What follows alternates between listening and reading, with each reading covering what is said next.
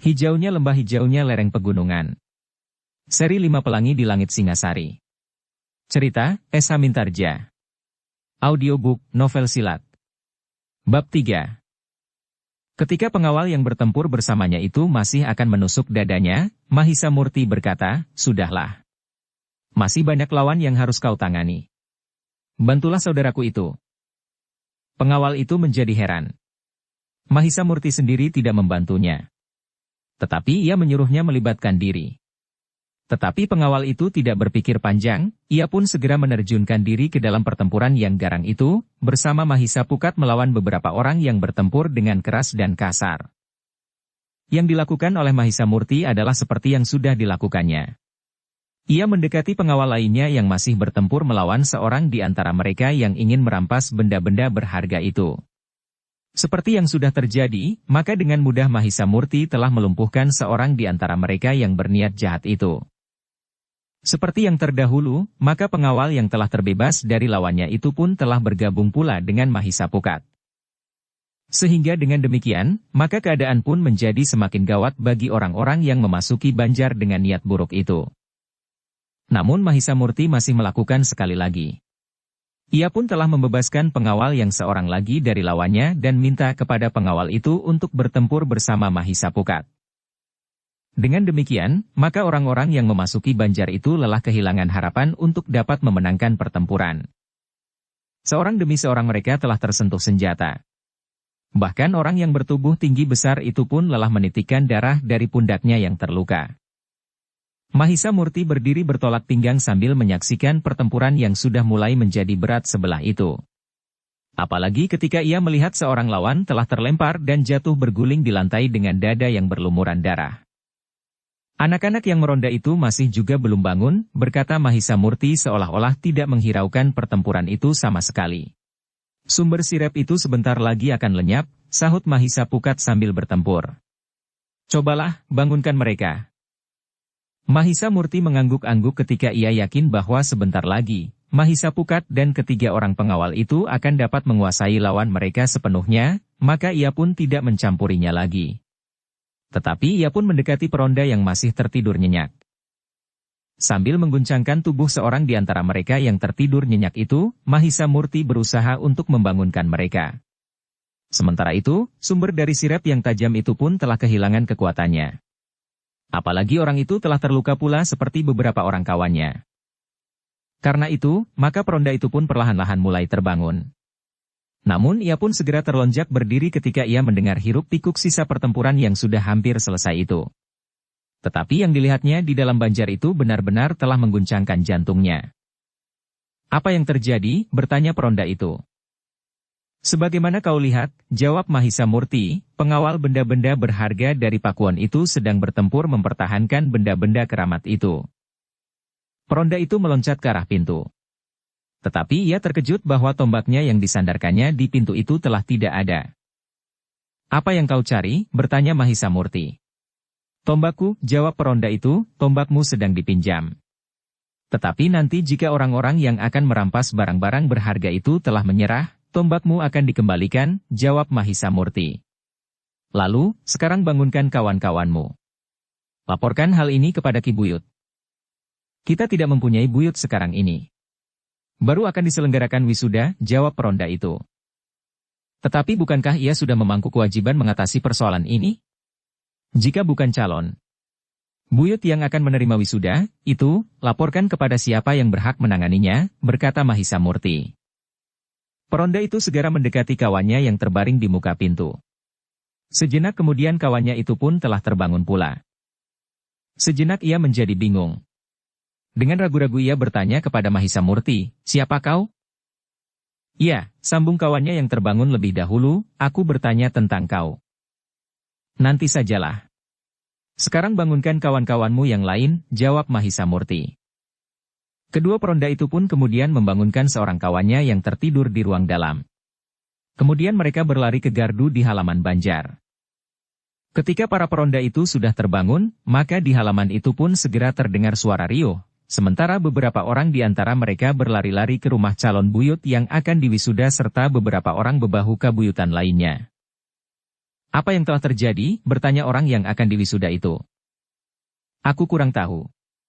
Tetapi telah terjadi pertempuran di dalam Banjar, jawab para peronda itu.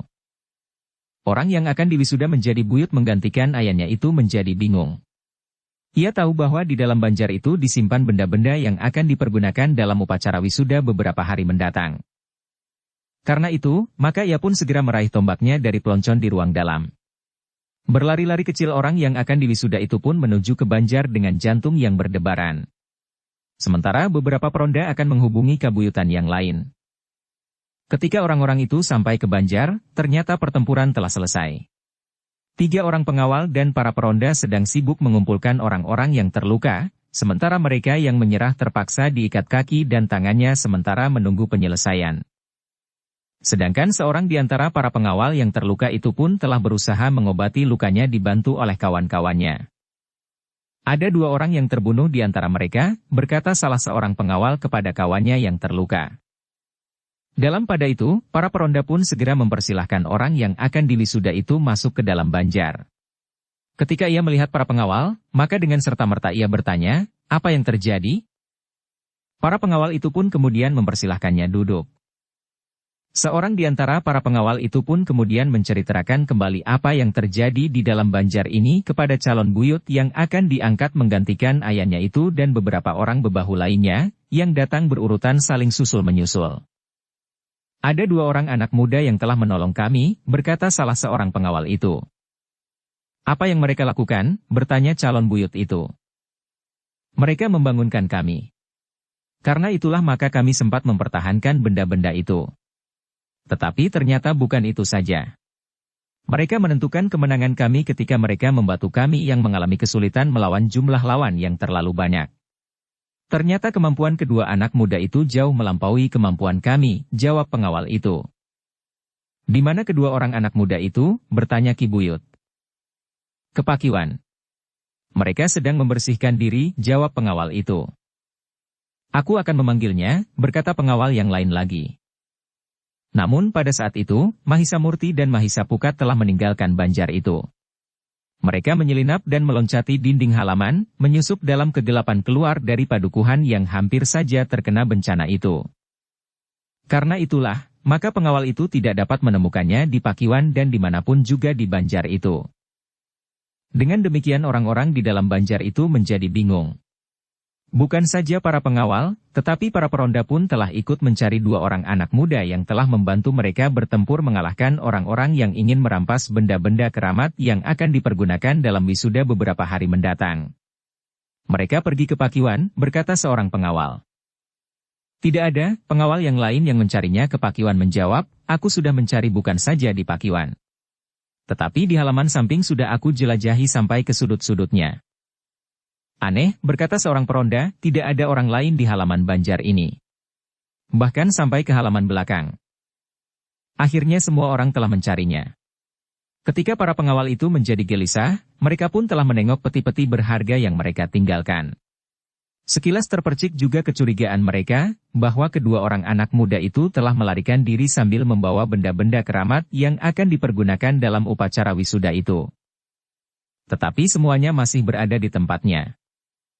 Namun seorang pengawal yang mulai curiga terhadap kenyataan yang dialaminya itu melihat tombak dan parang yang tergolek di depan pintu bilik penyimpanan itu. Karena itu, berbisik ia berkata, apakah mungkin kedua anak muda itu bukan wujud yang sebenarnya? Maksudmu? Bertanya yang lain. Benda-benda itu adalah benda-benda yang bukan saja berharga, tetapi juga keramat, desisnya pula, ya. Kenapa? Desak kawannya. Apakah kedua anak-anak muda itu sebenarnya bukan orang yang sebenarnya? Pengawal itu menjawab.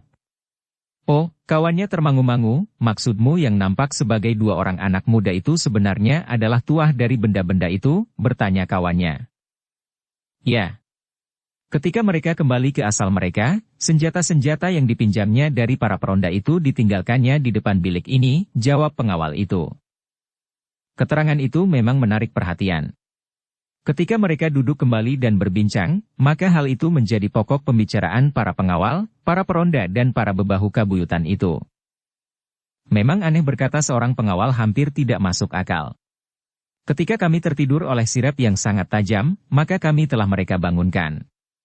Mereka berbisik di telinga kami, yang seolah-olah memberikan kekuatan kepada kami untuk mengatasi sirap itu. Ketika kami berhasil sadar sepenuhnya akan keadaan kami, maka orang-orang yang akan merampas benda-benda pusaka itu mulai memecah pintu, sementara kedua orang anak muda itu bersembunyi di dalam bilik itu juga. Yang mendengarkan cerita pengawal itu mengangguk-angguk. Kemudian pengawal itu meneruskan, tetapi ketika kami terdesak dan tidak berpengharapan lagi, maka keduanya pun telah keluar dari bilik itu dan melihatkan diri sehingga akhirnya sebagaimana kalian lihai, kami dapat keluar dengan selamat meskipun seorang kawan kami terluka. Namun ternyata bahwa kami dapat mengalahkan lawan-lawan kami.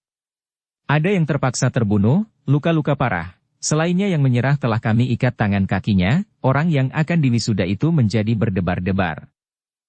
Di luar sadarnya ia memandangi pintu bilik Banjar yang dipergunakan untuk menyimpan barang-barang berharga itu. Hampir tidak masuk akal bahwa benda-benda itu dapat diselamatkan.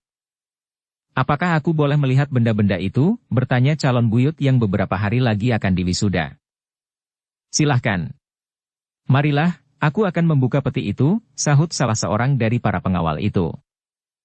Orang yang akan menggantikan kedudukan ayahnya itu pun kemudian memasuki bilik penyimpanan itu. Ketika peti kecil yang berada di peti yang besar itu dibuka satu demi satu, maka orang itu melihat beberapa buah benda berharga. Di antaranya sebuah topeng yang terbuat dari emas, sebilah keris dalam rangkanya yang terbuat dari emas bertereteskan berlian, dan beberapa macam benda yang lain. Semuanya masih utuh, desis para pengawal.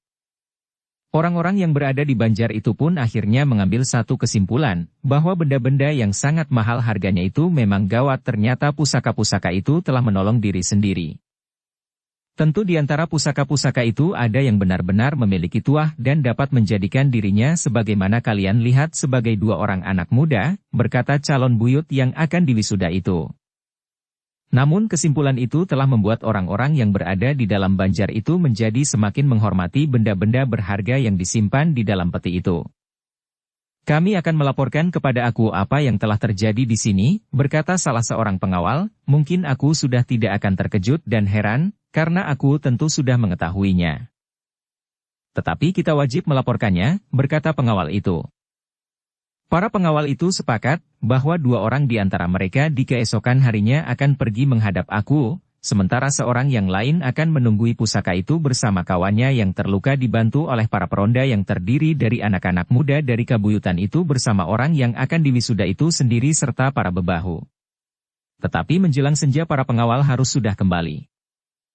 Demikianlah, maka pada malam yang tersisa itu tidak seorang pun lagi yang dapat tidur barang sekejap. Mereka masih tetap memperbincangkan kemungkinan yang aneh yang terjadi pada benda-benda keramat itu, seolah-olah di antara benda-benda keramat itu ada yang dapat mewujudkan dirinya sebagai dua orang anak muda. Ketika fajar menyingsing, dua di antara para pengawal itu pun telah siap meninggalkan Banjar itu untuk menghadap aku. Diserahkannya tanggung jawab atas benda-benda itu kepada seorang di antara. Para pengawal itu dibantu oleh orang yang akan diwisuda itu sendiri bersama para bebahu dan anak-anak muda dari pedukuhan itu. Sejenak kemudian maka kedua orang pengawal itu pun telah berpacu di atas punggung kuda mereka menuju ke Katapakuan. Ketika mereka menghadap aku dan menceritakan apa yang telah terjadi, maka tidak seperti yang mereka sangka, maka aku itu pun ternyata terkejut bukan buatan. Dengan wajah yang tegang ia berkata, "Kalian mungkin salah menilai benda-benda itu memang benda-benda upacara. Tetapi aku yang memiliki dan menyimpannya sejak bertahun-tahun belum pernah menjumpai peristiwa seperti itu, atau mendengar atau mengalaminya." "Ampun tuanku," berkata salah seorang pengawal itu, "hamba benar-benar mengalaminya dalam keadaan yang paling sulit, seolah-olah tidak ada lagi harapan bagi hamba berempat, bahwa hamba akan dapat keluar hidup-hidup dari Banjar itu, dan di saat hamba berempat menjadi, hampir putus asa bahwa hamba tidak mampu mempertahankan pusaka-pusaka keramat itu, maka kedua orang anak muda itu telah turun ke arena. Mungkin mereka pengembara seperti yang mereka katakan," berkata aku. "Kedatangan mereka pun sangat ajaib menurut pertimbangan nalar hamba," jawab pengawal yang lain. Aku mengangguk-angguk. Ia sudah mendengar semua cerita tentang kedua orang anak muda itu dari awal sampai mereka kembali masuk ke dalam peti-peti kecil itu setelah mereka meninggalkan senjata yang mereka pergunakan di depan pintu bilik penyimpanan pusaka itu. Baiklah, berkata aku itu, meskipun demikian aku tidak segera dapat mempercayai.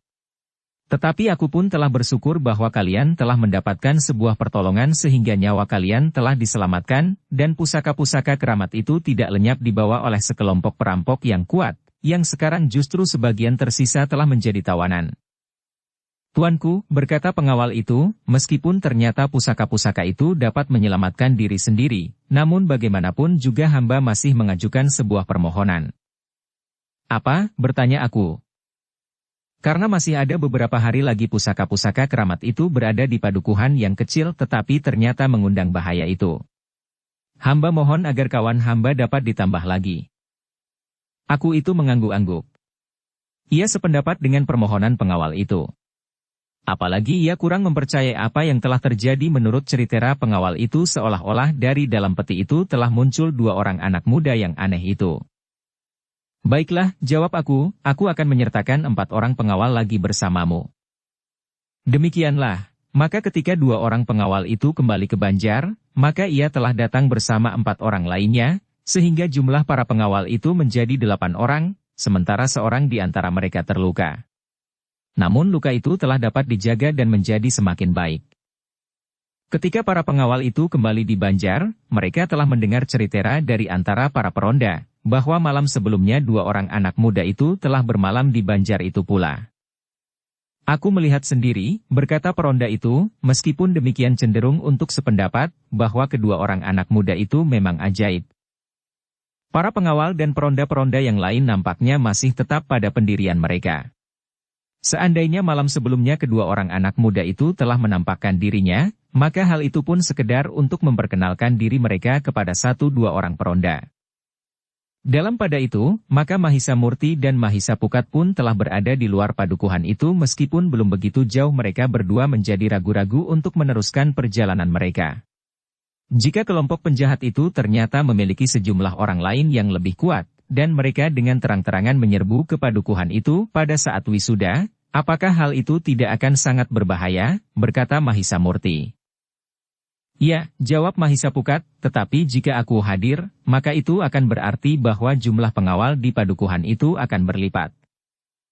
Jika mereka datang sebelum aku dengan pengawal-pengawalnya datang, desis Mahisa Murti. Mahisa Pukat mengangguk-angguk. Katanya, memang mungkin hal seperti itu terjadi. Bahkan mungkin malam nanti dan esok pagi-pagi. Mahisa Murti kemudian berkata, kita tidak dapat meninggalkan padukuhan itu. Meskipun kita tidak akan menempatkan diri kita lagi untuk menghindarkan diri dari keterlibatan yang semakin jauh.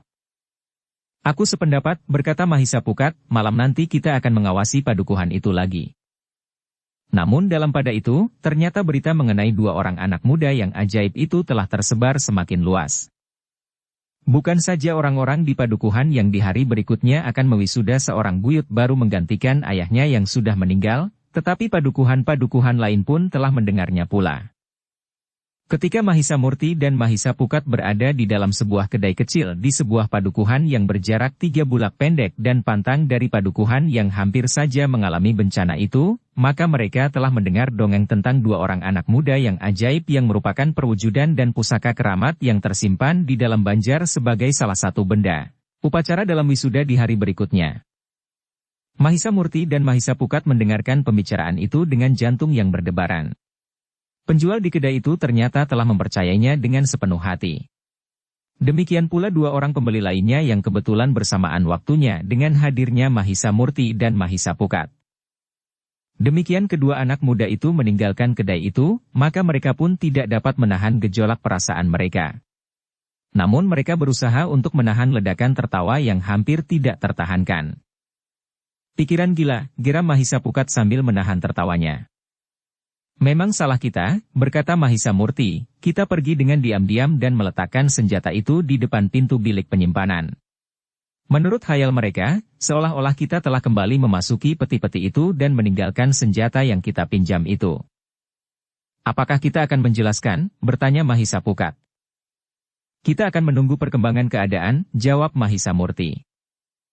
Mahisa Pukat mengangguk-angguk. Sementara itu mereka pun berjalan menuju ke sebuah padang perdu yang sepi. Sambil menunggu gelap mereka pun berbaring di atas rerumputan kering sambil membicarakan kabar yang membuat keduanya geli. Sementara itu, di padukuhan yang akan melakukan wisuda bagi calon buyut yang akan menggantikan ayahnya itu sudah menjadi ramai. Namun bagaimanapun juga, nampak bahwa padukuhan itu dibayangi oleh kegelisahan.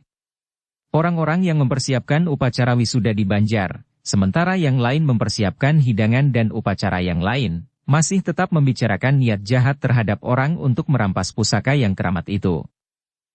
Tetapi pusaka itu sendiri telah menyelamatkan dirinya, berkata beberapa orang di antara mereka. Tetapi karena itu, dalam kesibukan itu masih tetap tercermin kegelisahan. Namun bagaimanapun juga mereka harus membuat persiapan-persiapan. Di hari berikutnya, menjelang malam, aku akan datang untuk mewisuda seorang buyut baru dari padukuhan itu. Kegelisahan itu telah memaksa orang-orang sepadukuhan menjadi bersiaga.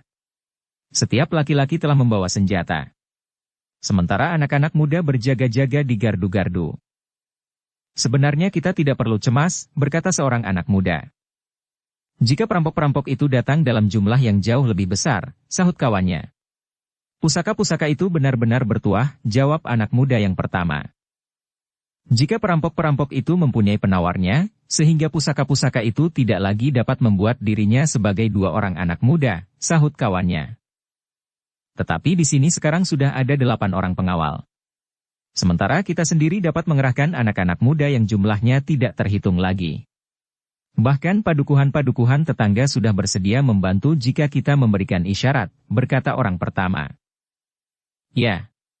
Kita akan dapat bertempur dalam jumlah yang tidak terbatas. Tetapi apakah jumlah itu akan dapat menjamin kemenangan mutlak? Seandainya kita dapat mengusir para perampok itu, maka berapa puluh orang di antara kita yang akan menjadi korban dari peristiwa itu, sahut kawannya. Namun agaknya kawannya yang lain sependapat dengan orang yang pertama. Katanya, semua akibat yang paling buruk pun harus kita pertanggungjawabkan. Kita tidak dapat mengingkari lagi tanggung jawab itu. Anak-anak muda itu pun terdiam. Mereka memang tidak akan dapat berbuat lain. Di hari berikutnya, menjelang malam aku akan datang. Tengah malam wisuda itu akan berlangsung.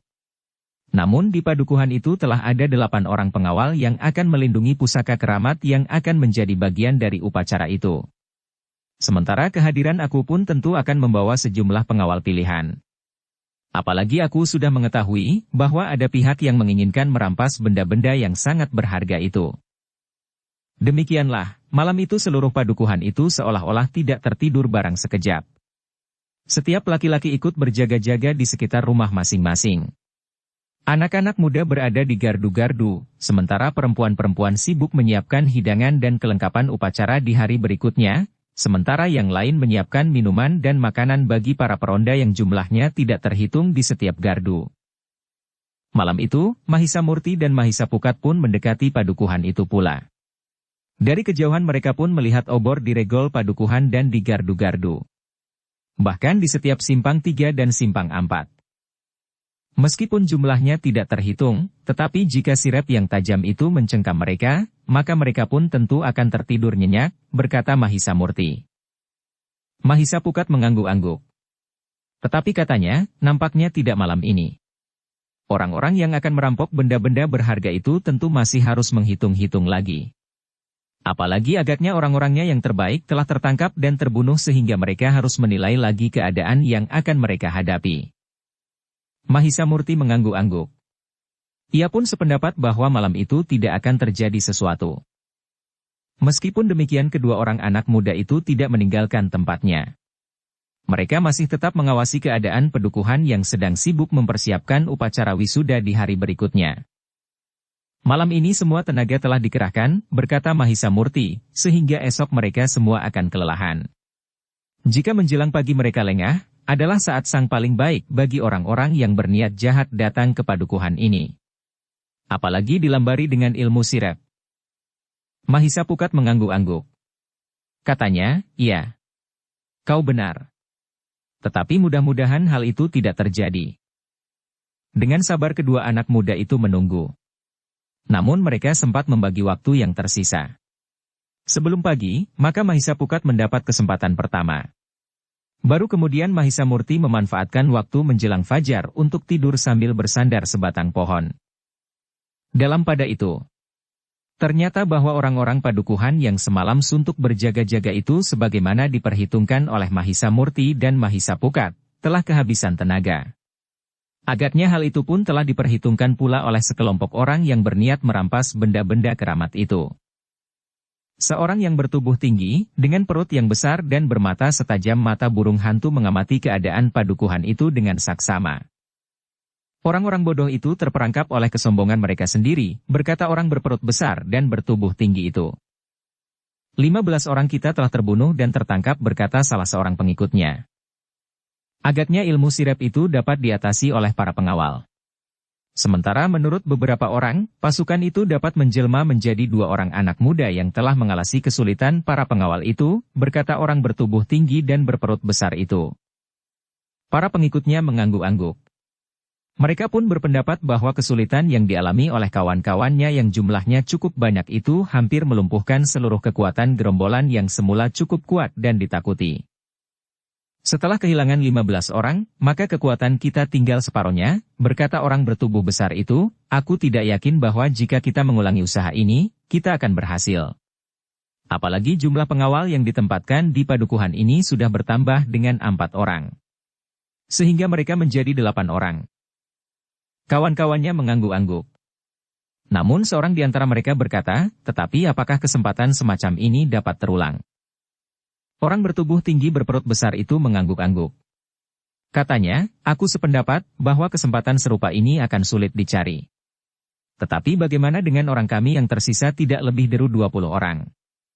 Justru bukan orang-orang terbaik seperti yang sudah tertangkap itu. Mungkin aku sendiri dapat berbuat cukup banyak.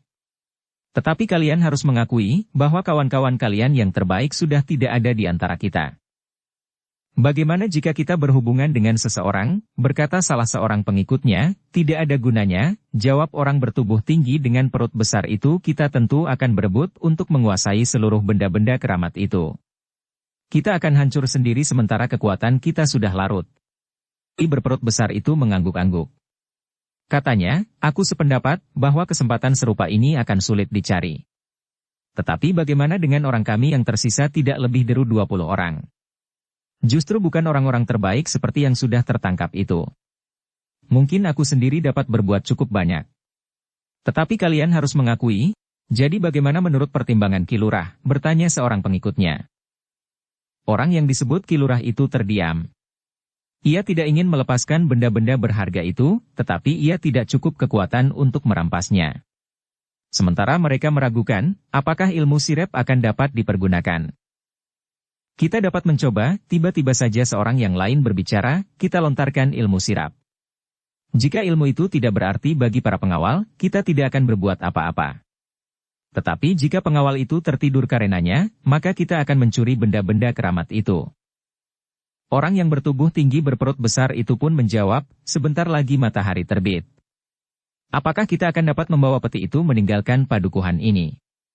Seandainya kita berhasil mengeterapkan sirep, karena kebetulan orang-orang padukuhan ini memang telah kehabisan tenaga setelah semalam suntuk mereka berjaga-jaga, sedangkan tanpa ilmu sirep pun ada di antara mereka yang sudah tidak dapat bertahan dan tertidur di gardu-gardu, dan kita dapat mengambil peti-peti itu, bukankah akan dapat memancing kecurigaan orang-orang yang akan berpapasan dengan kita di sepanjang jalan? Kita akan mengambil sebuah pedati. Mereka tidak akan terbangun dengan segera. Pedati kita tentu sudah akan meninggalkan padukuhan ini sampai ke tempat yang jauh, sehingga mereka tidak akan dapat melacak perjalanan kita, berkata seorang pengikutnya. Bagaimana dengan para pengawal? Bertanya orang bertubuh tinggi dan berperut besar. Kita akan membinasakan mereka dalam tidur, jawab pengikutnya. Orang yang bertubuh tinggi berperut besar yang ternyata adalah pemimpin segerombolan perampok yang besar itu, mengangguk-angguk. Katanya, agaknya itu lebih baik. Kita akan membunuh mereka agar mereka tidak akan dapat mengganggu kita untuk seterusnya. Ya. Jika mereka masih kita biarkan hidup, dan jika mereka terbangun terlalu cepat, maka mereka akan dapat menyusul kita. Tentu pedati itu tidak akan dapat berjalan terlalu cepat, berkata seorang pengikutnya. Baiklah, berkata orang itu, meskipun seorang yang mempunyai ilmu sirep sudah tidak ada lagi di antara kita, maka kita masih mempunyai seorang yang lain. Heh, rambut putih. Lakukanlah. Jangan mengecewakan. Aku yang mempunyai pengetahuan serba sedikit, akan membantumu. Demikianlah kedua orang itu pun mulai bersamadi di tempat persembunyian mereka, sementara orang-orang yang lain mengawasi keadaan. Dalam ketegangan sekali-kali mereka menengadahkan wajah mereka. Sebentar lagi, langit akan menjadi merah dan matahari pun akan segera pecah di ujung timur. Namun mereka masih mempunyai waktu. Sejenak kemudian ilmu mereka telah menyelubungi seluruh padukuhan. Dalam pada itu, orang-orang yang memang sudah kelelahan dan mengantuk itu pun dapat bertahan sama sekali. Bahkan para pengawal yang ternyata juga berjaga-jaga semalam suntuk bersama para peronda dan mereka yang mempersiapkan upacara bagi wisuda di hari berikutnya menjelang tengah malam, tidak lagi dapat bertahan. Perasaan kantuk mereka ditambah dengan kekuatan sirep yang tajam itu telah membuat mereka benar-benar kehilangan kesadaran. Bukan saja mereka menjadi tertidur nyenyak, tetapi mereka seolah-olah telah menjadi pingsan karenanya. Tetapi ternyata bahwa pengaruh sirep itu telah menyentuh Mahisa Pukat. Ketika perasaan kantuk yang sangat menerpa matanya, sementara ia sedang mendapat giliran berjaga-jaga, karena Mahisa Murtilah yang sedang beristirahat sambil bersandar sebatang pohon, maka ia pun mulai menjadi curiga. Segera ia pun mengeterapkan ilmunya untuk meningkatkan ketahanan tubuhnya bukan saja dari serangan wadak, tetapi juga sentuhan ilmu yang tidak kasat mata seperti ilmu sirep. Baru kemudian, ia pun membangunkan Mahisa Murti. Mula-mula ia menemui kesulitan, karena dalam tidurnya Mahisa Murti telah dibebani ilmu sirep, sehingga tidurnya pun menjadi semakin nyenyak. Namun akhirnya Mahisa Pukat pun berhasil membangunkannya juga. Sesaat Mahisa Murti memerlukan waktu untuk meningkatkan daya tahannya. Baru kemudian ia bertanya, apa yang telah terjadi? Aku belum tahu. Tetapi aku merasakan hadirnya ilmu sirep itu, jawab Mahisa Pukat. Mahisa Murti menarik nafas dalam-dalam katanya, apakah satu kelemahan yang tidak dapat dimanfaatkan? 2 malam berturut-turut padukuhan ini mengalami serangan dengan cara yang sama. Tetapi dalam keadaan yang berbeda, jawab Mahisa Pukat. Ya, malam ini para pengawal dan para peronda mengira bahwa serangan terjadi pada malam pertama itu tidak akan terjadi lagi. Apalagi malam telah hampir sampai ke ujungnya. Sebentar lagi matahari akan terbit, sahut Mahisa Murti. Justru disinilah letak kesalahan mereka, jawab Mahisa Pukat. Hal yang tidak terduga, kini benar-benar terjadi pada saat orang-orang padukuhan itu menjadi letih. Sekali lagi kita harus bertindak, berkata Mahisa Murti.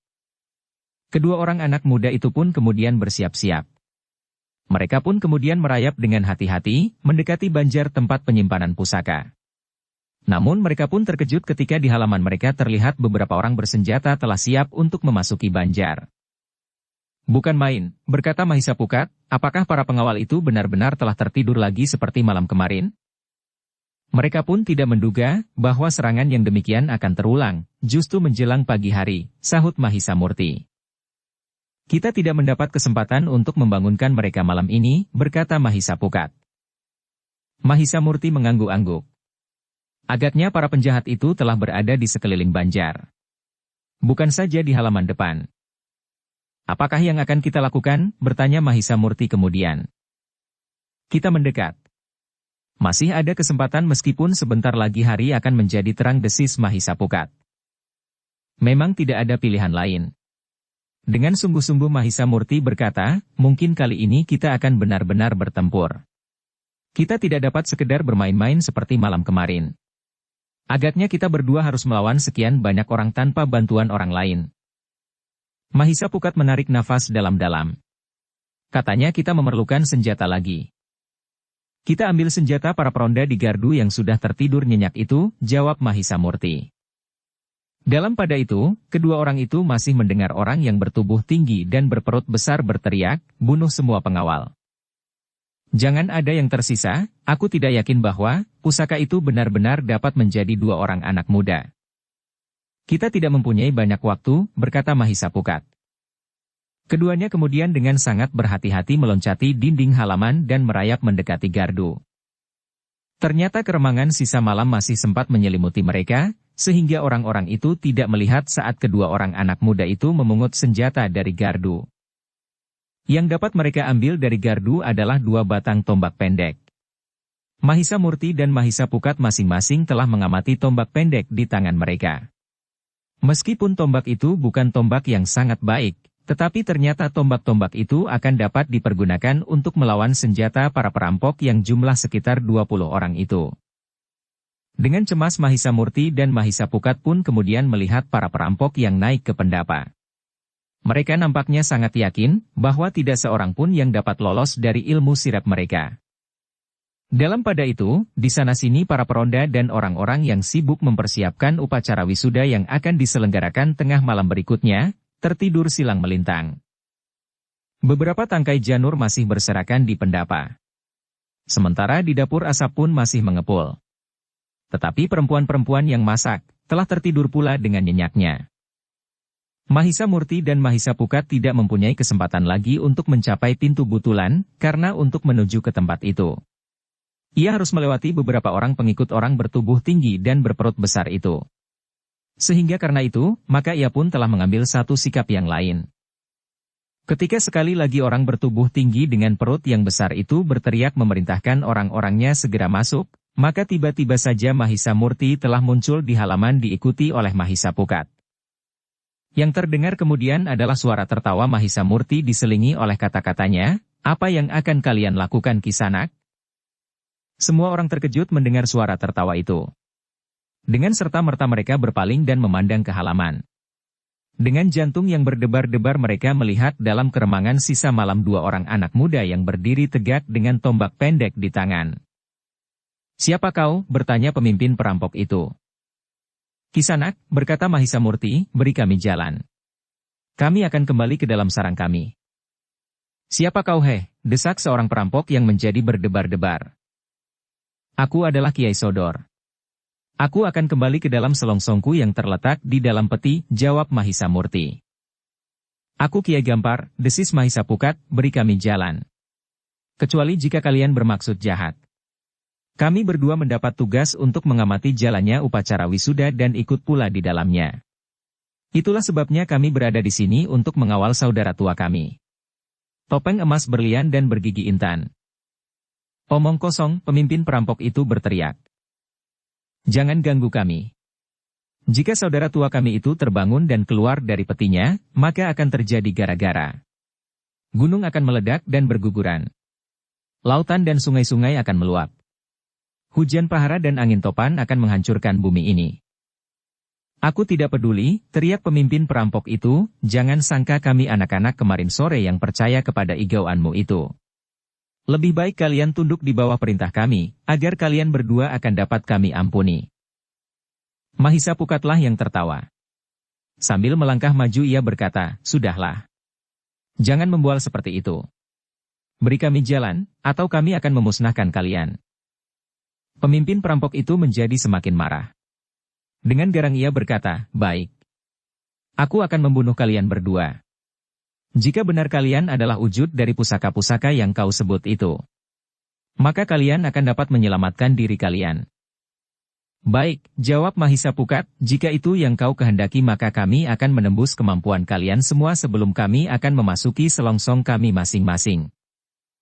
Pemimpin perampok itu menggeram. Sementara itu Mahisa Murti dan Mahisa Pukat telah bersiap-siap menghadapi segala kemungkinan. Sebenarnya lah, bagaimanapun juga, kedua anak muda itu harus menilai lawannya dengan saksama. Jika malam sebelumnya mereka bertempur bersama 4 orang pengawal dan lawannya pun tidak sebanyak malam itu, maka saat itu mereka berdua harus bertempur berdua saja.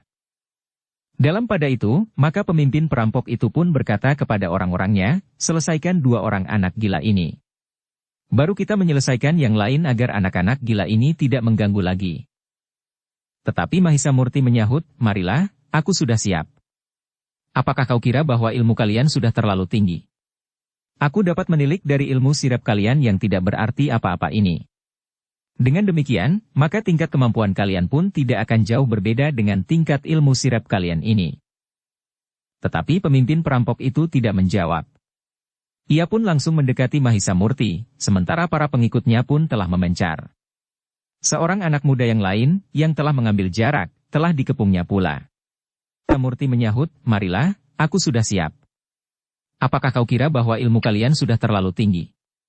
Aku dapat menilik dari ilmu sirap kalian yang tidak berarti apa-apa ini. Dengan demikian, maka tingkat kemampuan kalian pun tidak akan jauh berbeda dengan tingkat ilmu sirap kalian ini. Namun nampaknya Mahisa Pukat memang mempunyai sikap yang agak berbeda dari Mahisa Murti. Demikian lawan-lawannya mulai mengepungnya, maka ia pun telah menyerang mereka dengan langkah menghentak yang mengejutkan. Hampir tidak dapat dilihat oleh lawannya, karena mereka memang tidak akan menduga bahwa Mahisa Pukat akan berbuat demikian. Namun dalam hentaknya yang mengejutkan itu, ujung tombaknya telah tergores pada dada seorang lawan. Demikian orang itu mengadu, sambil meloncat surut, maka putaran tombaknya telah menyambar kepala seorang lawannya yang lain pada pangkalnya.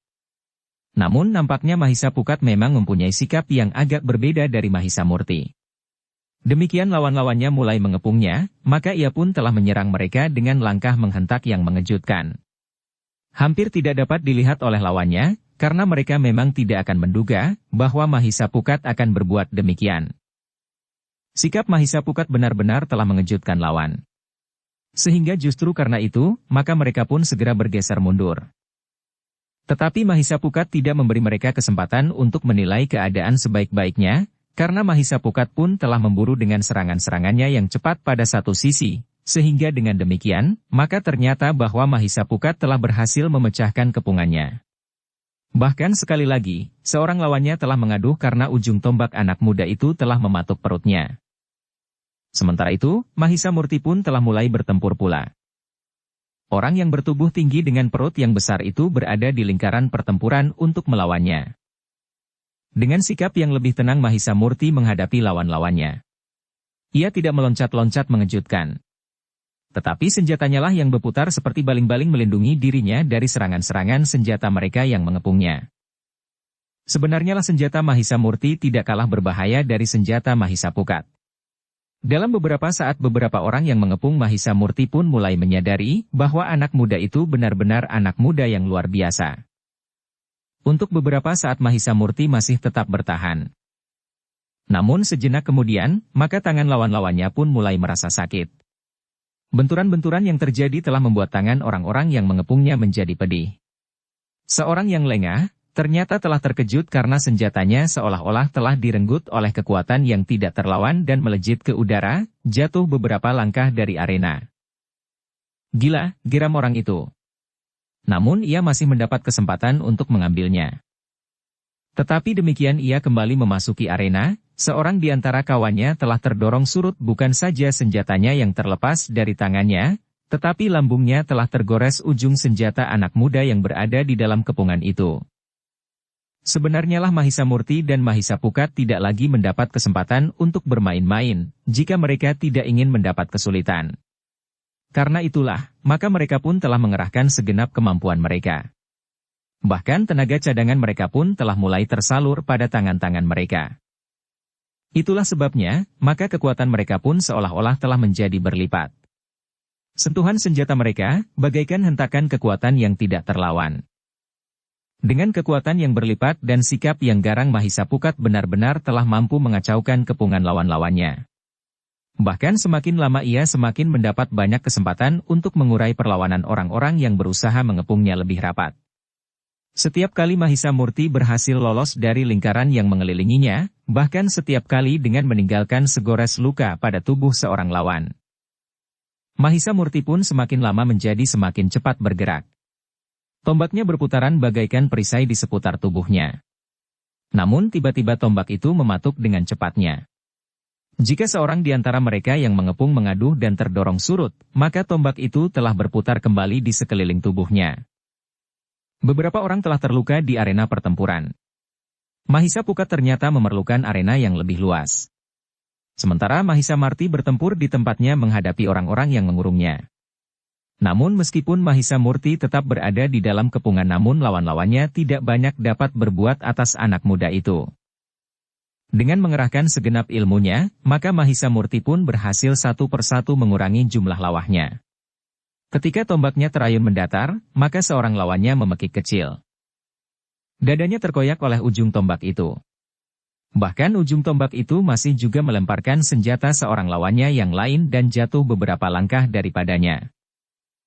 Dengan tergesa-gesa orang yang kehilangan senjata itu berlari memungut senjatanya. Namun malang, bahwa ia tidak memperhatikan kaki Mahisapukat. Dengan satu loncatan kecil, orang yang sedang memungut senjatanya itu telah terlempar jatuh. Justru pangkal tombak Mahisapukat telah menghantam tengkuknya. Meskipun pangkal tombaknya itu tidak melukainya, tetapi benturan di tengkuknya telah membuatnya sekaligus pingsan. Demikianlah, dari waktu ke waktu, orang-orang yang mengepung kedua anak muda itu menjadi semakin berkurang. Sementara itu langit menjadi semakin terang. Pagi pun telah mulai cerah. Aku tidak ingin Kamanungsan, teriak Mahisapukat, aku harus segera kembali ke selongsongku sebelum saudara tua yang garang itu marah. Jika ia terbangun dan tampil di arena, maka bumi akan terguncang seluruhnya dan gempa pun akan menghancurkan dataran dan lereng pegunungan sebelum gunung itu sendiri akan meledak. Bersambung ke bab 4. Dukung kami dengan subscribe, follow, like, komen dan share. Terima kasih.